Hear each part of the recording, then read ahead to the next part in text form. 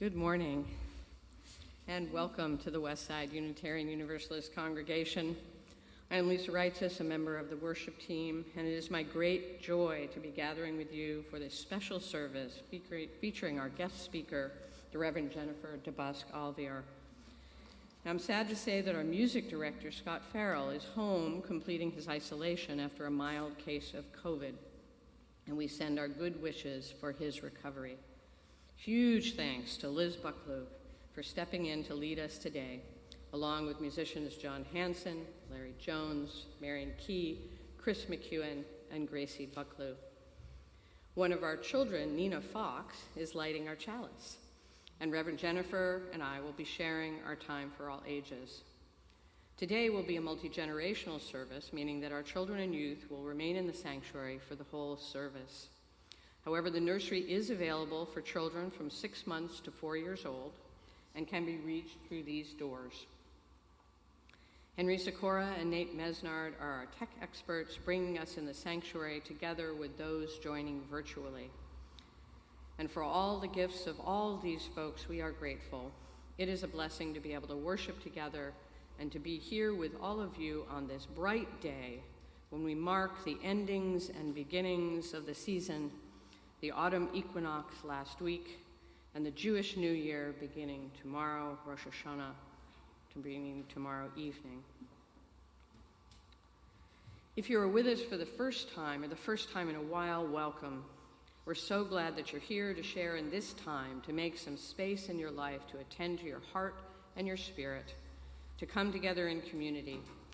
Please visit our website or scan the QR code on the little piece of card in your pews to fill out the Getting to Know You welcome form so that we can send you our weekly electronic newsletter, the Westside Week, which is full of information about upcoming worship services and other congregational activities, both virtual and in person. We hope that you'll stick around after the service for conversation and community, either in the social hall downstairs, stairs at either end of the building, or in our Zoom coffee hour, catching up with everyone and seeing new faces. We gather today from many locations, and we take this moment to particularly acknowledge that our congregation resides on the traditional territory of the Duwamish people. In this acknowledgement, we recognize the Duwamish heritage imbued in the mountains, valleys, waterways, and shorelines that surround us all. May we nurture our relationships with our coastal Salish neighbors, especially the Duwamish people, and our shared responsibilities to this place. Let us take a moment to offer humble respect for this place and its peoples, and renew our commitments to the work of authentic reconciliation.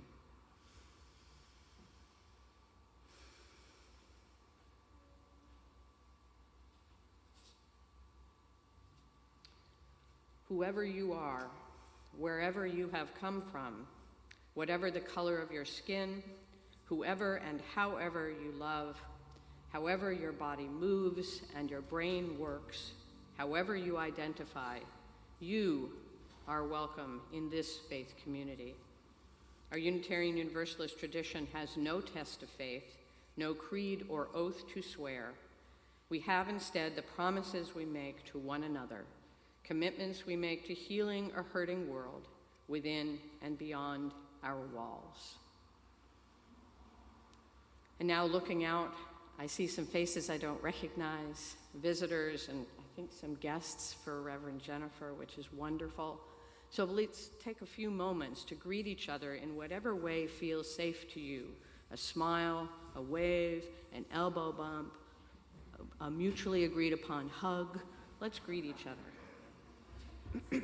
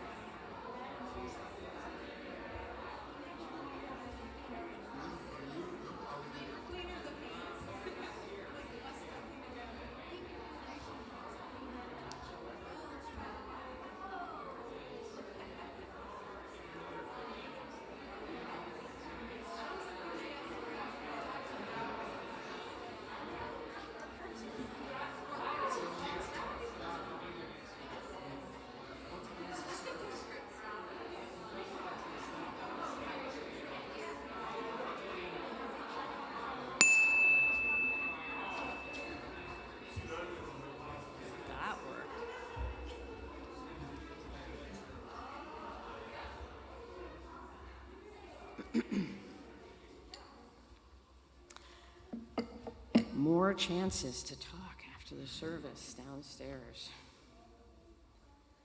We are delighted to have with us today the Reverend Jennifer DeBusk Alviar, an ordained Unitarian Universalist minister whose unique call is to expand the welcome table of hospitality, inclusion, and liberation.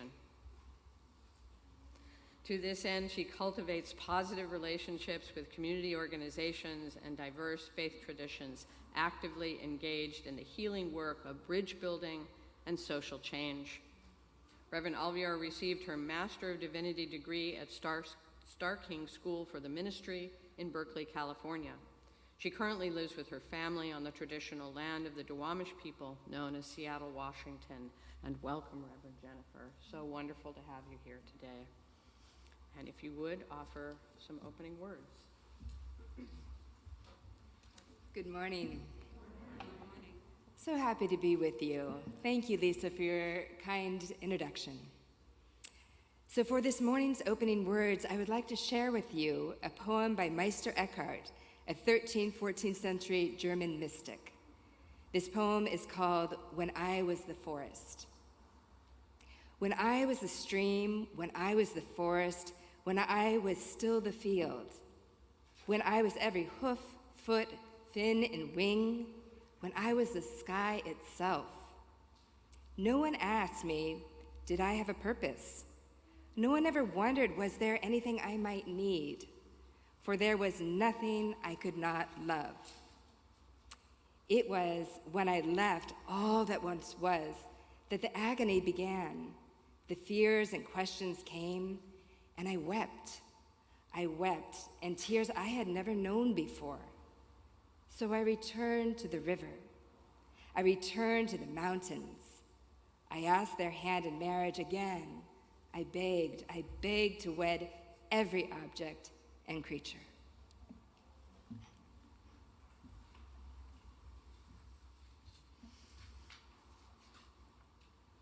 Thank you.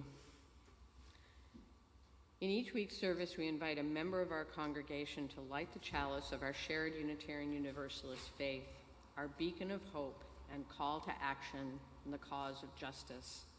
Today is such a special day because for the first time in quite a while, we are returning to our West Side tradition of inviting one of our children to light the chalice after they turn 7 years old. Today, our chalice lighter is Nina Fox. Hello, Nina and Nina's family. If you would come forward. Amy Hans-Brancati, representing the Religious Exploration Transition Team, is joining Nina at the chalice table, and Nina's name and photo are being added into our West Side book. So here is what Nina wants us to know about herself. She says, my name is Nina Joy Fox, and I am 7¼ years old. I have diabetes, and I love to doodle and make crafts. My favorite movie is My Neighbor Totoro, and my favorite food is my mom's cooked carrots. What I like most about West Side is RE class.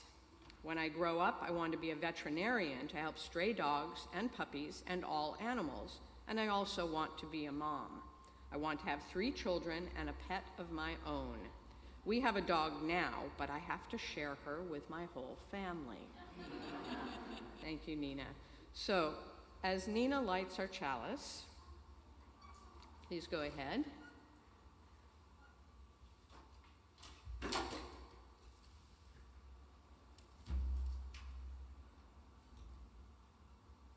Perfect.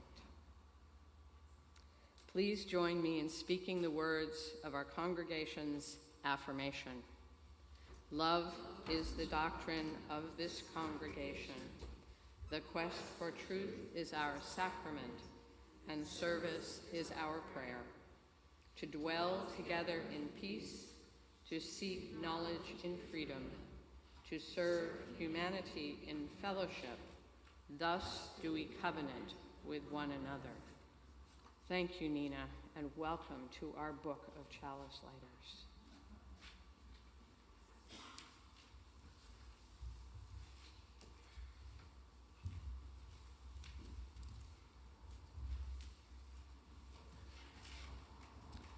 This song we'll be leading is called Return Again. It's number 1011 in your teal hymnal.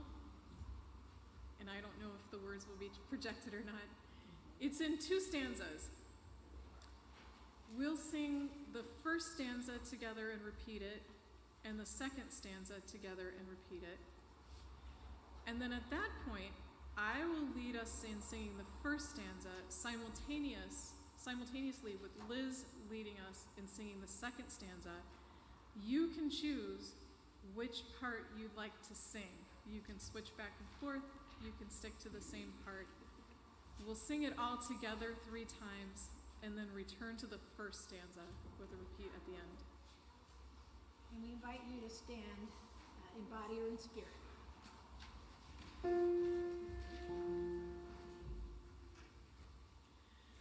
Return again, return again, return to the home of your soul.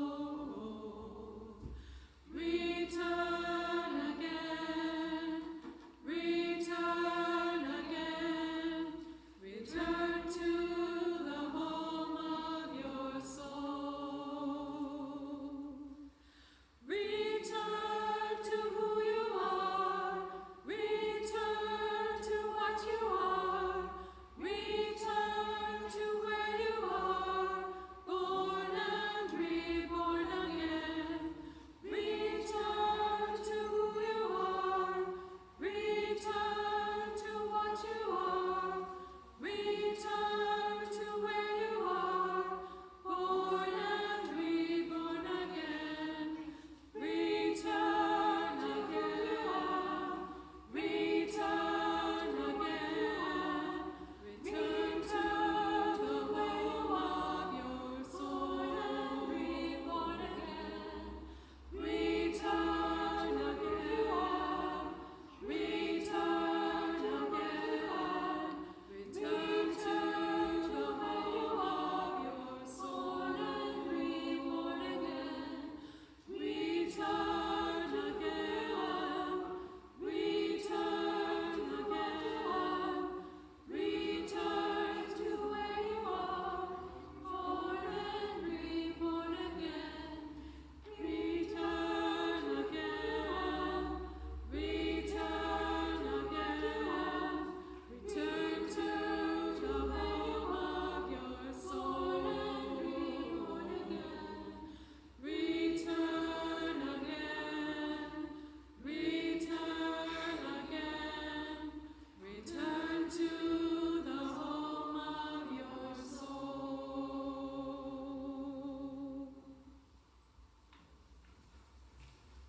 So in a moment, we will engage in a collective act of generosity known as our offering, where we take time to actively support Westside Unitarian Universalist congregation and its many ministries with our gifts by text, check, or cash. Each month, we choose a community organization to share 1/3 of our undesignated offering gifts, that is, those donations not designated as your pledge contributions. For the month of September, our community giving recipient is Southwest Youth and Family Services. Because our Sunday worship schedule has switched to twice monthly while we determine the next steps in our professional ministry, there are fewer opportunities to extend our generosity to our community partners. So please consider increasing your contribution in each service so that we can continue to support the work of these worthy organizations.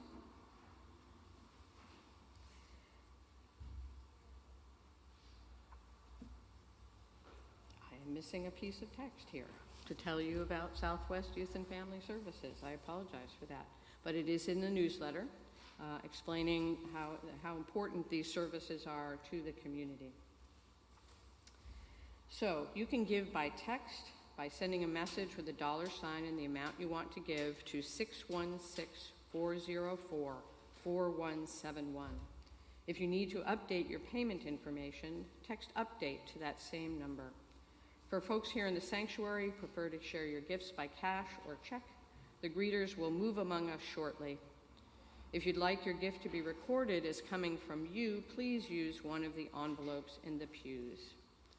And now, please enjoy this gift of music from Chris McEwen.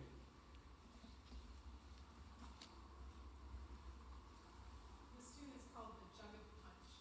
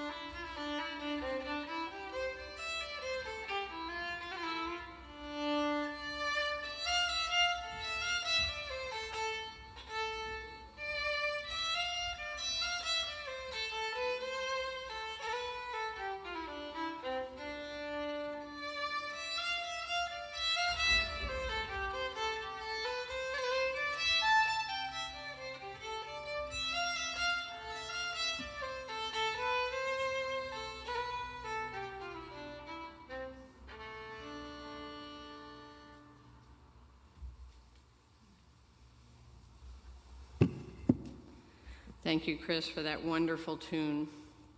And thanks to everyone for giving as you are able to support Westside and Southwest Youth and Family Services. Your generosity of time, treasure, and presence are gifts that sustain us as a community.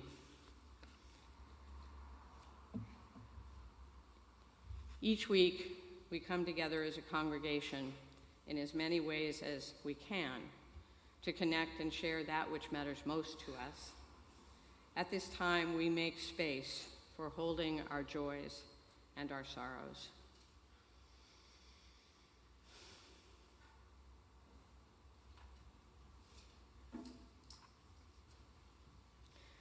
A joy from the Religious Exploration Transition Team, as they are thrilled to announce that 7 of our high school-aged youth met for a youth group kickoff event last Friday, and that 2 advisors and 2 youth attended a regional youth constellation summit at University Unitarian Church yesterday. Such wonderful news.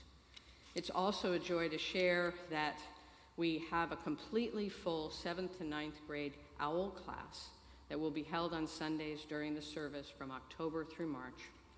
The Our Whole Lives Sexuality Education Program is part of our social justice commitment and something our community is passionate about. This year, we are collaborating with Saltwater UU Church down the road in Des Moines to bring this OWL offering to life. Thank you so much to this transition team putting our RE program back together. So let us now, in this moment of silence, followed by music, hold in the tender vessel of our loving care all of the joys and sorrows, both known and unknown, of our beloved community. Let us also extend our compassion to lift up and honor the lives of our neighbors and our wider community.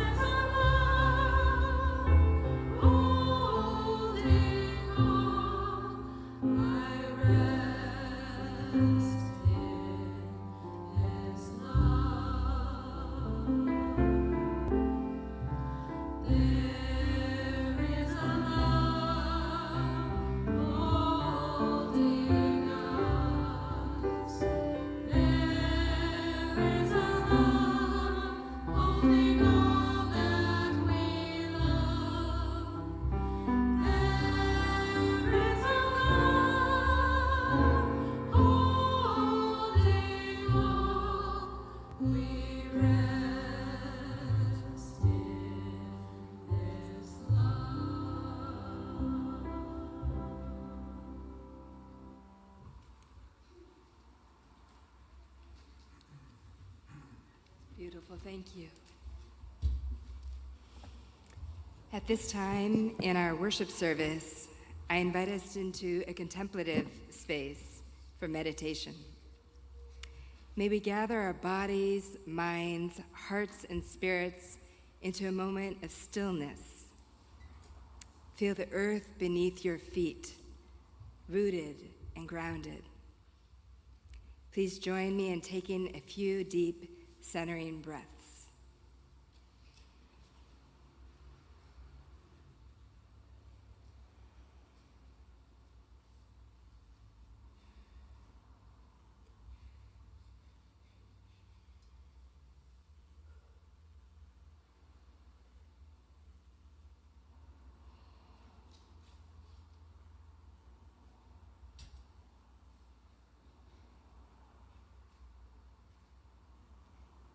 And now, let us conclude this meditation with a prayerful poem by Celtic Irish poet John O'Donoghue. May all that is unforgiven in you be released. May all your fears yield to their deepest tranquilities. May all that is unleashed in you bloom into a future graced with love.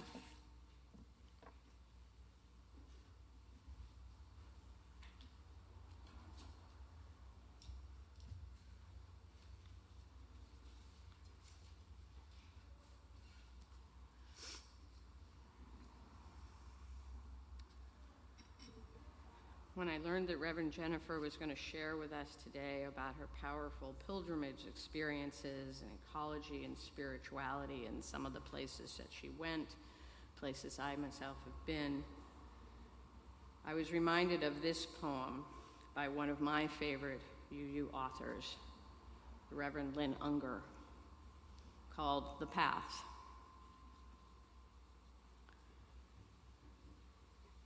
Life, the saying goes, is a journey, and who could argue with that? We've all experienced the surprising turns, the nearly impassable swamp, the meadow of flowers that turned out not to be quite so blissful and benign as we first thought, the crest of the hill where the road smoothed out and sloped towards home. Our job, we say, is to remain faithful to the path before us, which is an assumption as common as it is absurd. Really? Look ahead? What do you see? If there is a path marked out in front of you, it was almost certainly laid down for someone else. The path only unfolds behind us, our steps themselves laying down the road. You can look back and see the signposts, the ones you followed and the ones you missed, but there are no markers for what lies ahead. You can tell the story of how you forded the stream or got lost on the shortcut that wasn't, or how you trekked your way to courage or a heart, but all of that comes after the fact. There is no road ahead. There is only the walking, the tales we weave of our adventures, and the songs we sing to call our companions on.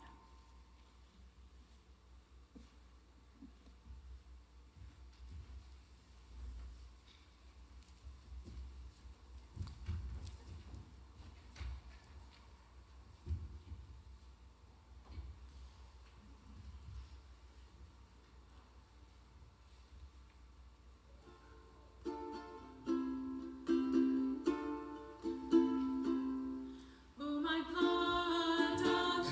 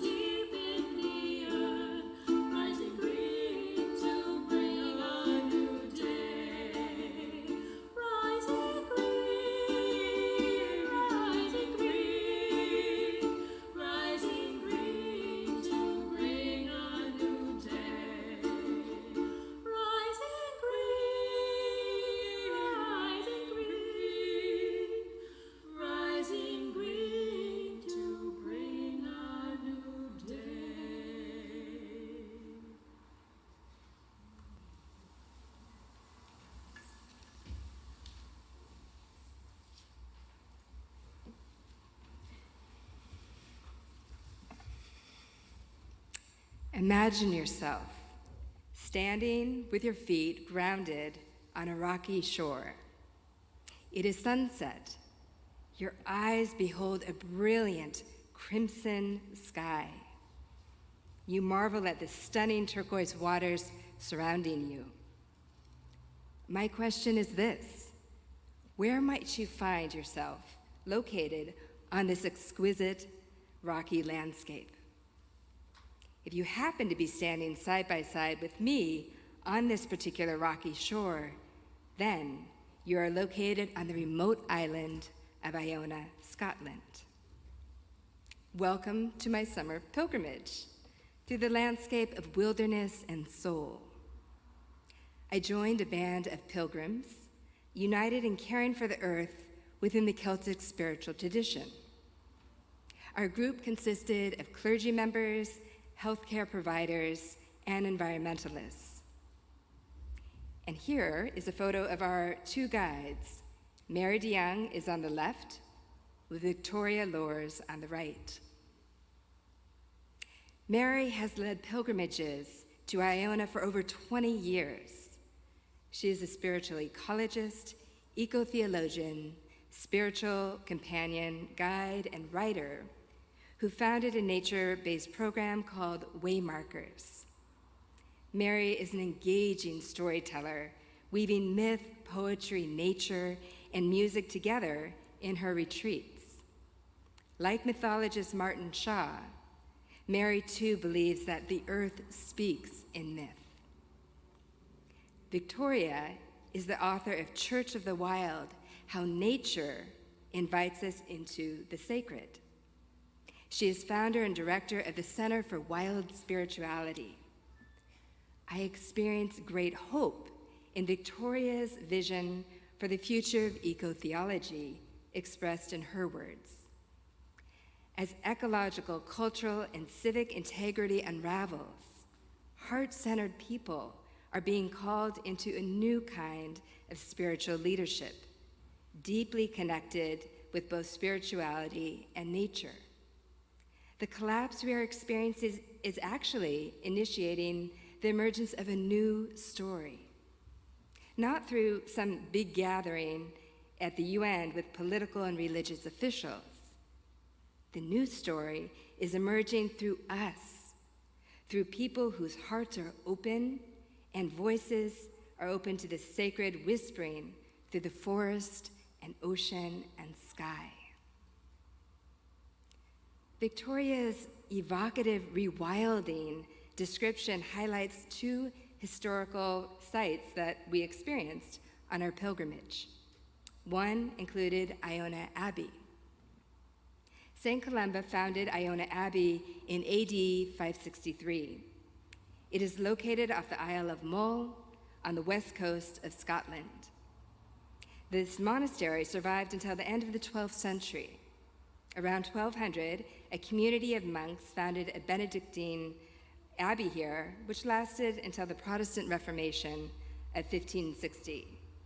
The Iona community, formed in 1938, has revived the abbey's long-standing tradition of service outreach, worship, and teaching. Here are some photos of Iona Abbey.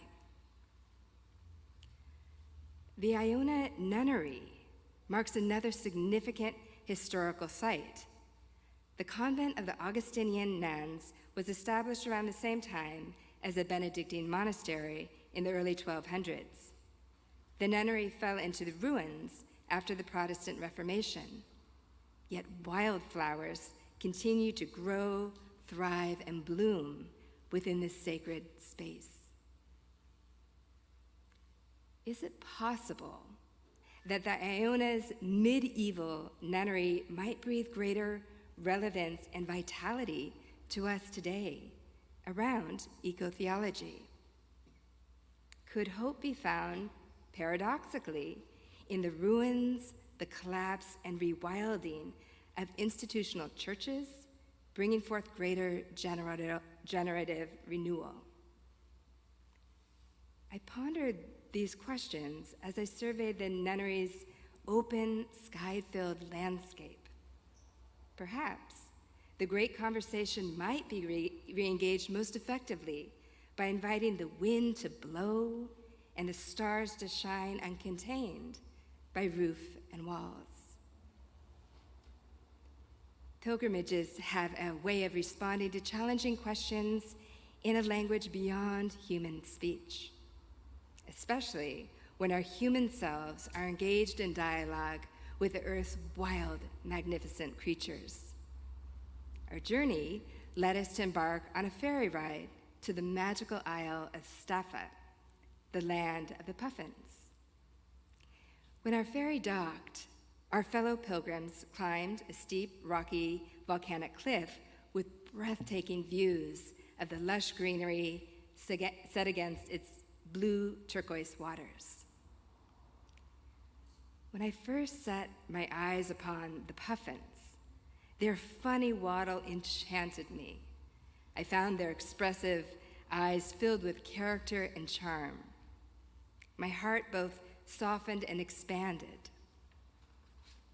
Curiosity and intrigue followed next. These birds are wild. They live on the edge of jagged cliffs. They don't waddle up to you. Instead, they invite you to rewild your own soul and test the edges between danger, the precipice of a staggering cliff, and the experience of enchantment and delight in the birds themselves. As I reflected on this contrast, I noticed my friend Jim sitting on the edge of the cliff, playing his flute for the puffins.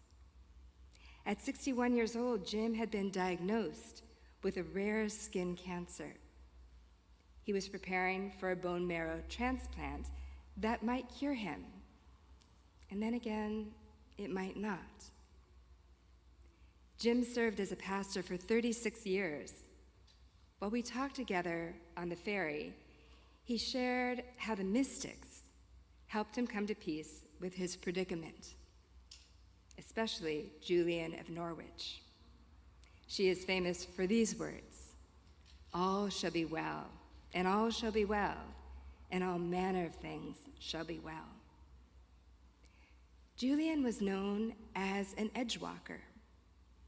This term edgewalker refers to those who live along the hemlines of the Christian tradition while pushing the cultural and religious boundaries into more life-giving, expansive ways of being.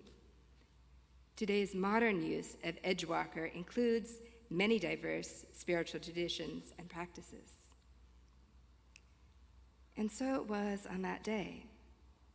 Jim sat on the edge of his own mortality, on the edge of this grassy, rocky cliff, and played his flute for the puffins. He played not knowing the outcome of his health. He simply lived into the present moment, grounded on the earth, connected to his body, and the dynamic interplay between the puffin bird calls and the flute music. Maybe this moment was enough. One edgewalker living and playing in holy communion with another wild fellow edgewalker. Our group of pilgrims met daily in a gathering space called a byre. This is a Scottish term meaning a barn or croft. We designed a centerpiece altar with images that each participant brought from home, symbolic of this pilgrimage. We added to the altar daily from our nature wanderings. At the end of each day, we shared how the natural world spoke to our inner landscape of soul, struggle, beauty, and grief. Each gathering began with a candle lighting and a chime to invite us into a sacred circle of council-style sharing, along with poetry readings and songs. Every morning, Mary introduced us to a new folk tale with questions for us to contemplate. We carried these questions in our bodies during the day as we walked along the land, remaining attentive to nature's wisdom. Martin Shaw reminds us that we don't have stories. Instead, stories have us. Through the lens of the particular, we connect with the universal themes of our humanity. We are all, in fact, receivers, carriers, and tellers of stories. May we be faithful stewards of this gift grounded in the earth. And so, this is how my own story came to be, held within the context of a folk tale, grounded in the Celtic imagination and cultivated on the Scottish soil of this ancient storied land. Mary shared the story of the Selkie woman. This folk tale speaks of magical, mythical seal creatures. These creatures appear as seals in the water, but on land, they can shapeshift their way into human female forms known as Selkie women. One night, a sailor at the end of a long day at sea spied a group of Selkie women dancing freely and singing joyfully along the beach in the moonlight. He was immediately captivated by the beauty of one particular Selkie woman. He fell in love and he couldn't imagine his life without her. As the legend goes, when a sailor takes a Selkie woman's sealskin from the shore, she loses her ability to return to the sea. She must remain in human form, exiled from her true home. That is, unless she can retrieve her sealskin and slip back into the sea and join her fellow Selkie sisters. I experienced something both haunting and familiar about this story, but I couldn't pinpoint the exact elements that spoke to me personally. I'm not a magical Selkie seal creature woman. What does this story have to do with me? What I could pinpoint, however, was a Selkie woman's longing to return to her true home, in her case, the sea. I related to her experience of exile, her sense of being separated from her carefree nature that connected her to her own wild habitat. I could imagine the Selkie woman singing with ache and longing the UU hymn, Return Again. Return again, return again, return to the home of your soul. Return to who you are, return to what you are, return to where you are born and reborn again. Early in the morning, our fellow pilgrims set out for a silent, day-long pilgrimage to St. Columba's Bay. We were invited to carry with us 2 stones. One stone represented something that we wanted to release, a weight or burden that no longer served us. The other stone represented a gift that we brought from home as an offering to the sea. Mary encouraged us to comb the beach for stones that might carry particular significance in its own symbolic form.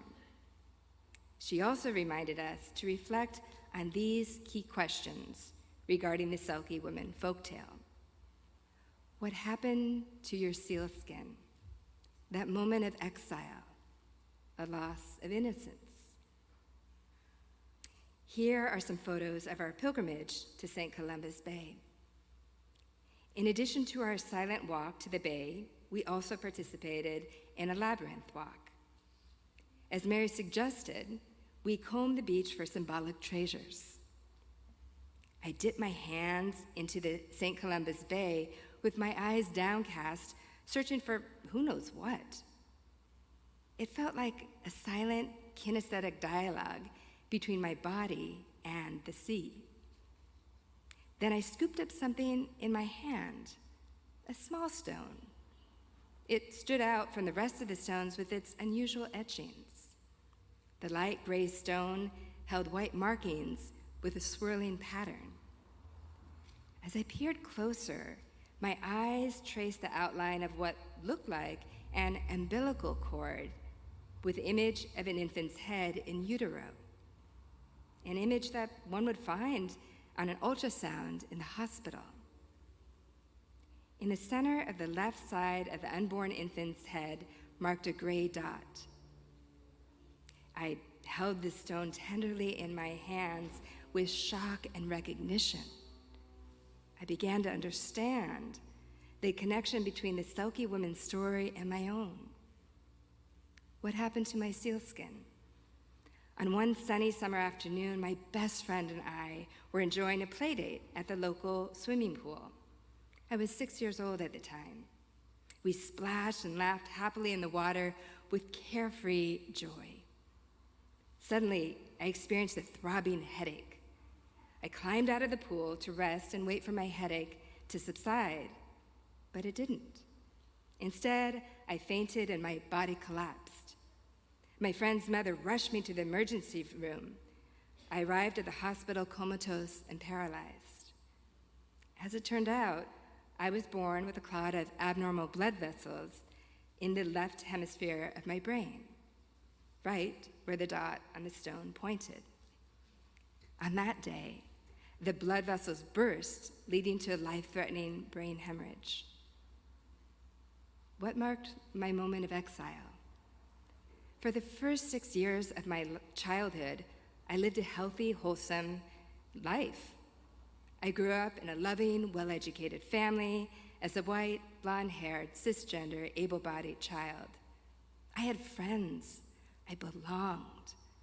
All the rules of mainstream society played in my favor. Had I remained in this particular skin, this Garden of Eden-like state of being, then I may have never known the pain of exile. But that's not what happened. Instead, I experienced the Selkie woman's third and final encounter, lost innocence. What marked my loss of innocence? For me, it happened in second grade on the school playground. When I arrived at school, my friends were gathered on the other side of the playground in the soccer field. I waved my hands in the air and gave an enthusiastic shout, letting them know that I had returned. They waved their hands and shouted back with cheers of welcome as they eagerly ran towards me. Just as they drew close, a gust of wind blew off my white cotton hat. Without my hat, I stood before them revealing my shaved head from brain surgery and a large, unsightly scar. My friends' bodies froze. Their eyes reflected fear and disgust. One child gasped, another stepped back. I heard one person shriek, "Ooh, gross." For the first time in my life, I fell out of favor. I no longer belonged. I discovered what it felt like to be outed, othered, and different.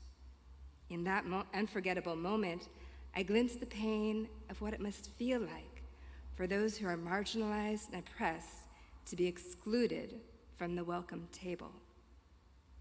And then, in a short period of time, my blonde hair grew back. I resumed the appearance of a healthy, wholesome, mainstream child. And just like that, I was welcomed back into society as if nothing had ever happened. But I couldn't unsee what I saw on the children's faces that day on the school playground. I couldn't unfeel the pain that I felt in my body. It birthed a social conscience in me. It defined my ministerial calling at a young age to expand the welcome table of hospitality, inclusion, and liberation. Holding the stone's etchings in the palm of my hand mirrored back my own life story. In doing so, the sea gave me back my symbolic seal skin. It restored me from invisibility to wholeness.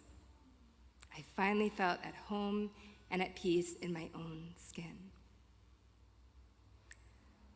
I wonder, what two stones might you be carrying on your own wild pilgrimage of nature and soul? How might releasing one stone help to alleviate a weight or burden that no longer serves you? What stone might you choose to offer to the sea as a symbolic gesture of gratitude?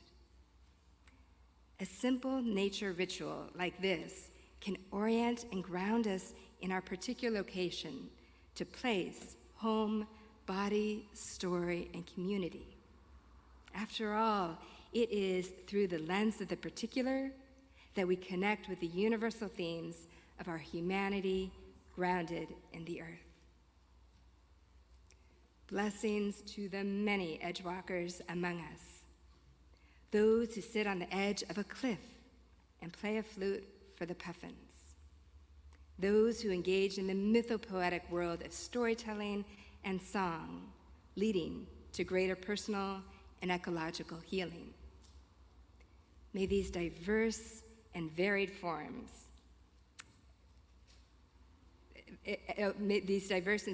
of eco-theology guide us in our rewilding process of birthing a new story, a story that Buddhist ecologist Joanna Macy has coined the Great Turning. We are not there yet, but in our creative collective forms, I believe that we are on our way. May it be so. Amen. Shalom. Salam. Namaste. Ashe.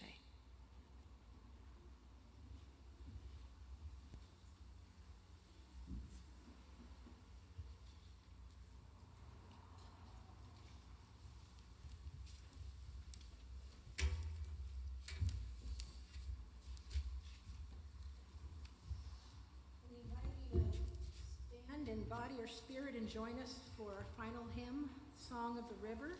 And please join in as you feel ready.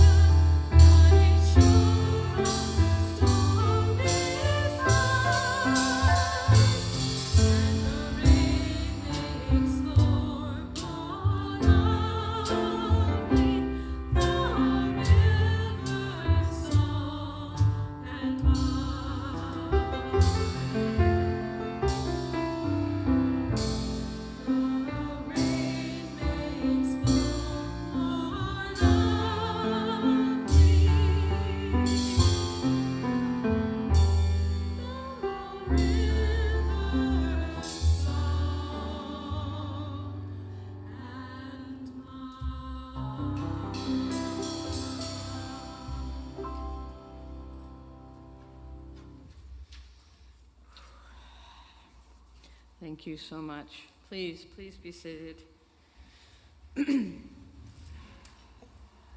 Gosh. Thank you, Liz Bucklew, for being our music leader today. And to all our musicians, as we bring our time together this week to an end. I want to acknowledge that Reverend Jennifer and Scott worked well in advance on the music for this service and collaborated in finding the right pieces, and in particular the arrangement of this song which Scott offered. What wonderful richness came out of that collaboration. So yes, deep thanks to everyone who participated in the service, most especially Reverend Jennifer. So moving to hear about your journey. To Nina Fox, Amy Hansbrancati, Ellen Wanless for the beautiful flowers, and again, of course, all of our musicians and greeters and everyone who makes Sunday mornings possible, our tech folks, and Shannon Day, who oversees all, up there from the balcony. It is a pleasure and a blessing to do this sacred work together. I invite Reverend Jennifer to offer our closing words.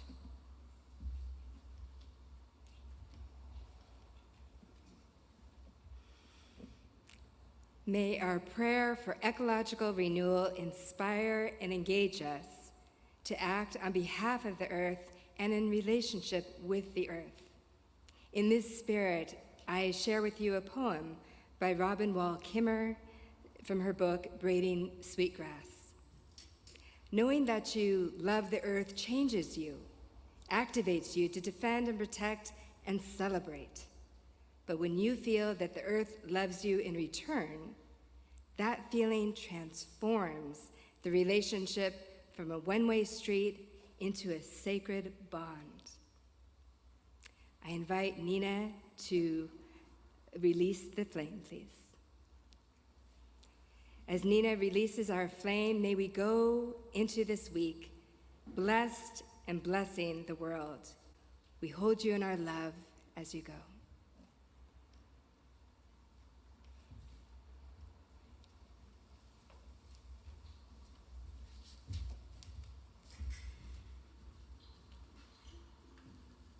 Thank you, Nina.